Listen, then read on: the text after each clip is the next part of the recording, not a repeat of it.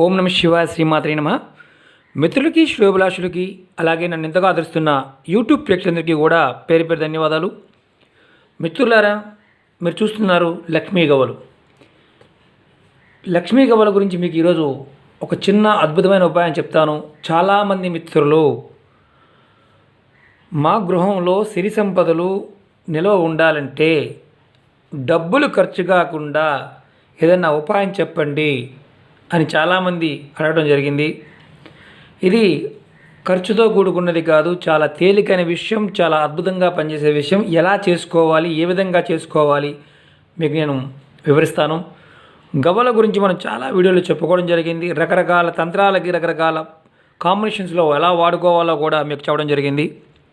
ఈ రోజున లక్ష్మీ గవ్వలు, వాటి విశిష్టత, వాటికి ఉన్న శక్తి సామర్థ్యాలు, అలాగే ఏ విధంగా వాడితే మనకి కలిసి వస్తుందో ఈరోజు తెలుసుకుందాం. మిత్రులారా, మీకు ఈ వీడియో నచ్చినట్లయితే కనుక నా ఛానల్ సబ్స్క్రైబ్ చేసుకోండి, గంట సింబల్ని యాక్టివేట్ చేసుకోండి, లైక్ చేయండి, 10 మంది మిత్రులకు షేర్ చేయండి. ఈ తంత్రానికి కావాల్సిన గవ్వలు, ఎన్ని గవ్వలు కావాలి, ఎలా వాడాలో మీకు నేను వివరిస్తాను. దీనికి ముందు కొంత బ్రీఫ్గా అసలు లక్ష్మీ గవ్వల యొక్క విశిష్టత మీకు తెలియజేస్తాను. క్షీరసాగర మదనాన్ని అంటే అమృతం కోసం దేవతలు సాగరాన్ని అంటే పాల సముద్రాన్ని చిలికినప్పుడు లక్ష్మీ అమ్మవారు వచ్చింది. లక్ష్మీ అమ్మవారితో పాటు శంకులు వచ్చాయి. శంకుల్ని లక్ష్మీ అమ్మవారి యొక్క సోదరుడిగా చూస్తారు. అలాగే ఈ గవ్వలని చెల్లిగా చూస్తారు. ఇందుట్లో రకరకాల కలర్లు ఉంటాయి. ఇది మీరు చూస్తున్నారు పసుపు కలర్లో ఉన్నవి. తాంత్రిక ప్రయోగాల్లోనూ మంత్రాల్లోనూ ఏ వస్తువైనా సరే నేచర్లో ఉండే వస్తువులకి సహసిద్ధమైన శక్తులు ఉంటాయి. చాలామంది మిత్రులు అడుగుతూ ఉంటారు, మేము చేస్తున్నామండి అవడం లేదు. ఇవి సహజమైన శక్తి కలిగిన వస్తువులు. నేచర్ నుంచి వచ్చిన వస్తువుల్లో మనం నమ్మి చేసుకోవడం వల్ల ఫలితాలు వస్తాయి. ఒక వారంలో కొంతమందికి అవ్వచ్చు, 2 వారాలు అవ్వచ్చు, 3 వారాలు అవ్వచ్చు, కొంతమందికి 6 నెలలకు కూడా కాకపోవచ్చు, కొంతమందికి సంవత్సరాల తరబడి కూడా కాకపోవచ్చు. కారణం ఏంటంటే నమ్మిక లేకపోవడం, ఏదో చేస్తే మనకు వచ్చేస్తుందిలే అని ప్రయత్నం చేయటం. అలా కాకుండా మన పూర్వీకులు మనకు చెప్పిన వస్తువులు, నేచర్లో ఉండే ప్రతి వస్తువులో సహసిద్ధమైన శక్తి ఉంటుంది అని నమ్మి గనక మనం చేసుకోగలిగితే ఆ శక్తి మనల్ని ఎల్లవెల్ల కాపాడుతుంది. అలాగే ఈ గవ్వల్లో కూడా అంత శక్తి ఉంది. ఈ గవ్వలని లక్ష్మీ గవ్వలుగా మనం చెప్పుకుంటాం. దీని తెలుపు ఉంటాయి, ఎరుపు ఉంటాయి, నలుపు ఉంటాయి. పసుపు కలర్ గవ్వలని లక్ష్మీదేవి ప్రతిరూపంగా భావిస్తూ ఉంటాం, పూజిస్తూ ఉంటాం. వేదకాలంలో ఆర్థిక లావాదేవీల కోసం గవ్వలని నాణ్యాలుగా వాడేవారు. అంటే మనం ఇప్పుడు ఎలాగైతే రూపాయి నోట్లు ఎలా చూస్తున్నామో ఆ విధంగా చూసేవారు. అప్పటి వారు డబ్బు సంబంధమైన విషయాల్లో ఈ గవ్వల్ని చూపించుకునేవారు. డబ్బు లెక్కించే వస్తువులు గవ్వ. ఆ రోజుల్లో ఎవరి వద్ద ఎన్ని గవ్వలు ఉంటే వారు ధనవంతులుగా ఆ రోజుల్లో చూడబడేవారు. ఇది వేదాల్లో ఉన్న కథల్లో ఉన్న విషయం. అలాగే మనకు మామూలుగా సామెత ఉండేది, వీడి చిల్లి గవ్వకు కూడా సరిపోడరా అనేవారు. అంటే చిన్న రంధ్రం పడ్డ గవ్వకు కూడా సమానం కాదు ఒక మనిషిని అలా పోల్చేవారు. అంటే తక్కువ చేసి మాట్లాడినప్పుడు అంటే ధనానితో ముడిపెట్టేవారు. అలాగే మామూలుగా గ్రామీణ ప్రాంతాల్లో పనికి మాలినవాడు అనే పదం వాడుతున్నప్పుడు అంటే ఏ పని చేయకుండా సోమరిపోతుగా ఉన్నవాడిని పనికి మాలినవాడురా, వీడికంటే గుడ్డిగా ఉన్నయ్యం అనే సామెత కూడా ఉంటుంది.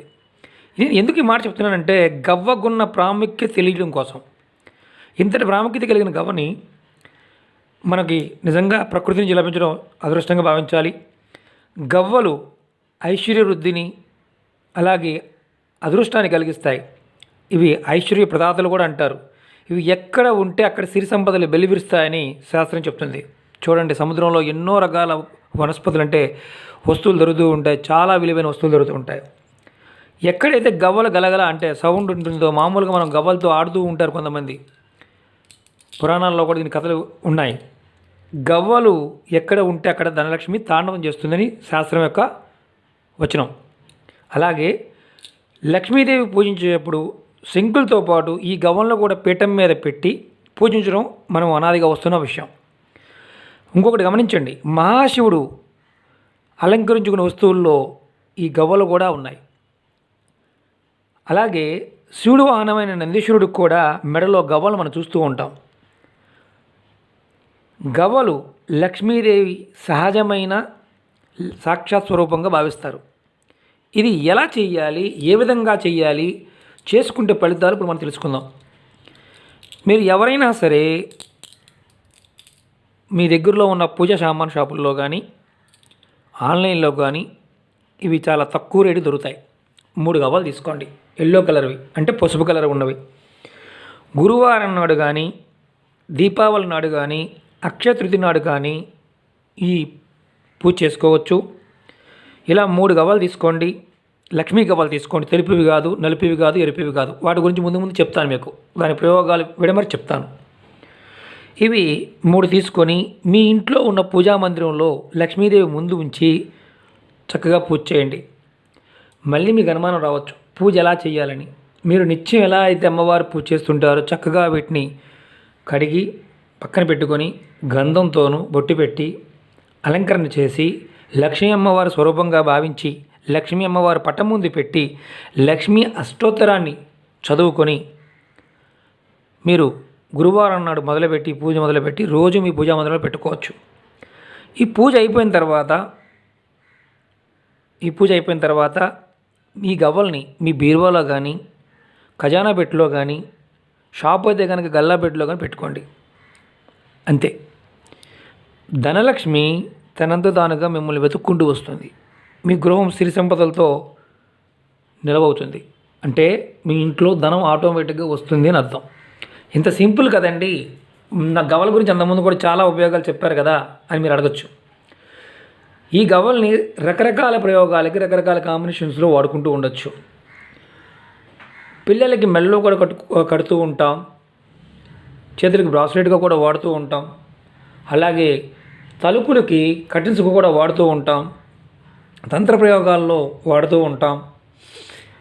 అలాగే వీటితో ప్రశ్న శాస్త్రంలో ప్రశ్న వేస్తూ ఉంటాం. అంటే ఎంత అద్భుతమైన శక్తి కలిగినదో గవ్వ. అందుట్లో ఎల్లో కలర్ ఉన్న గవ్వలు చాలా శ్రేష్టమైనవి, లక్ష్మీ స్వరూపం. చాలా సింపుల్ అండి. మేము డబ్బు సంపాదించలేకపోతున్నాము అనుకునేవారు ఎవరైనా సరే, ఏ మతస్థులైనా సరే 3 గవ్వల్ని ఈ విధంగా చేస్తే మీ ఇంట్లో ధనం స్థిరంగా ఉంటుంది. మీరు అడగచ్చు, చిన్న వీడియో చేస్తే పని అయిపోతుంది కదండి అని. ఏదో ఒక ముక్కతో చెప్పే చాలామంది మిత్రులు అడుగుతున్నారు, ఏమనంటే వివరంగా విడమరి చెప్పండి, ఉపయోగాలు మాకు దాని మీద ఉన్న అనుమానాలు లేకుండా చెప్పండి చాలామంది అడుగుతున్నారు. వారి కోసం విడమరిచి వివరంగా చెప్పడం జరుగుతుంది. అలాగే ఈ గవ్వల్ని ఎలాంటి ప్రయోగాలకు వాడతారు ముందు వీడియోలో మనం తెలుసుకుందాం. ఇంకొకటి గుర్తుంచుకోండి, ఇది ఇలాంటివి చేసేటప్పుడు విశ్వాసంతో చేసుకోండి. నమ్మకం లేకుండా ఇలాంటి వాటిని చేయమాకండి, ఫలితాలు రావు. రెండోది, మీకు ఏదైతే వీలవుతుందో ఆ తంత్రాన్ని చేసుకోవడం ప్రయత్నించండి. ఎందుకంటే లక్ష్మీకారకమైన వస్తువుల గురించి, పదార్థాల గురించి మన పూర్వీకులు చెప్పిన ప్రతిదాన్ని కూడా మీకు అన్ని వస్తువుల్లో ఉండే శక్తుల గురించి మీకు వివరించడానికి నేను ప్రయత్నం చేస్తున్నాను నాకు తెలిసిన పరిధిలో. ఇవన్నీ కొంతమంది అడుగుతున్నారు, ఎక్కడి నుంచి తీసుకుంటున్నారండి ఇవన్నీ, మీరు ఎక్కడి నుంచి చెప్తున్నారు, వాట్ ఈస్ ద రెఫరెన్స్ అని అడుగుతున్నారు. పురాణ గ్రంథాల్లో కథలుగా ఉన్నాయి, తంత్ర గ్రంథాల్లో ఉన్నాయి. అలాగే కొన్ని అనుభవ సిద్ధమైన ప్రయోగాలు పాయింట్ చాలామంది పుస్తకాలు రాశారు, వాటిలో ఉన్నాయి. హిందీలో ఉన్నాయి, ఇంగ్లీష్లో ఉన్నాయి, తెలుగులో ఉన్నాయి, రకరకాల భాషల్లో ఉన్నాయి. మీరందరూ కూడా మీ దగ్గరలో ఉన్న బుక్ స్టాల్స్లో కనుక్కోండి, చాలా పుస్తకాలు దొరుకుతాయి. దాంట్లో కూడా మీరు చూడొచ్చు. ఎందుకంటే మన పూర్వీకులు మనకి అద్భుతమైన జ్ఞానాన్ని సనాతన ధర్మంలో ఇవ్వడం జరిగింది. దాన్ని మనం పట్టుకోలేకపోతున్నాము. మనం కొంతమంది మూర్ఖంగా మాట్లాడే వాళ్ళు ఉంటారు, మూఢనమ్మకాలు అని. ఎక్కువగా వాళ్ళే ఈ వీడియోలు ఫాలో అవుతూ ఉంటారు. కారణం ఏంటంటే మామూలుగా చేసుకునే వాళ్ళకి పెద్ద సమస్య కాదు, వాడికి ఏంటంటే లేనిపోని అనుమానాలు ఎక్కువ వస్తూ ఉంటాయి. కాబట్టి ఆ అనుమానాల వల్ల అవతల వాడిని ఏదో ఒక రకంగా కించపరచాలని ప్రయత్నం చేస్తుంటారు. మిత్రులారా, ఒకటి గుర్తుంచుకోండి, మనం భగవంతుణ్ణి ప్రతి స్వరూపంగా అంటే ప్రతి పదార్థంలో చూస్తూ ఉంటాం. మన పూర్వీకులు వీటి మీద ప్రయోగాలు చేసి వీటి ఫలితాలు మనకి ఏ విధంగా వస్తాయి, ఏ విధంగా మనం చేసుకుంటే సత్ఫలితాలు పొందుతామో వివరంగా చెప్పడం జరిగింది. ఆ చిన్న ప్రయత్నం ఏంటంటే అవి తెలుసుకొని మీకు తెలియజేయడానికి నేను ప్రయత్నం చేస్తున్నాను.